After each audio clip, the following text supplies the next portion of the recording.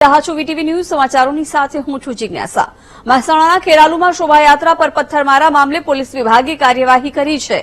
ખેરાલુના PI Siddharth શ્રીપાલની સાંથલના CPI તરીકે બદલી કરાઈ છે। પથ્થરમારા મામલે 150 જેટલા લોકોના ટોળા અને 32 નામજોગ ફરિયાદ દાખલ થઈ છે।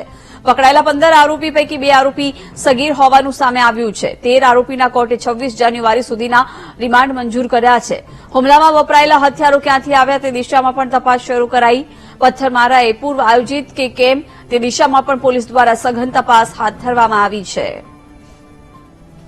વિગતો સાથે સંવાદદાતા નિસર્ગ જોડાયા છે। નિસર્ગ, શોભાયાત્રામાં પથ્થરમારો થયો હતો એ મામલે તપાસ હાથ ધરાઈ રહી છે, કાર્યવાહી કરાઈ છે, શું વિગતો?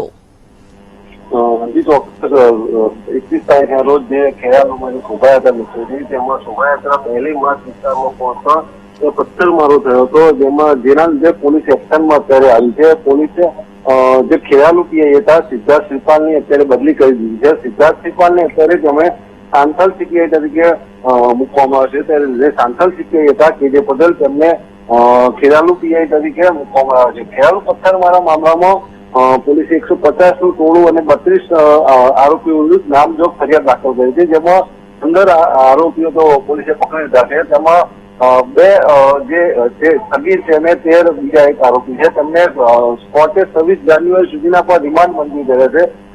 પોલીસે રિમાન્ડમાં હુમલામાં વપરાયેલા જે હથિયારો હતા તે ક્યાંથી આવ્યા તે દિશામાં અત્યારે હાલ તો તપાસ ચાલુ કરી છે અને પોલીસ અત્યારે આગળ તપાસ કરી રહી છે। બિલકુલ નિસર્ગ, આભાર જાણકારી આપવા બદલ।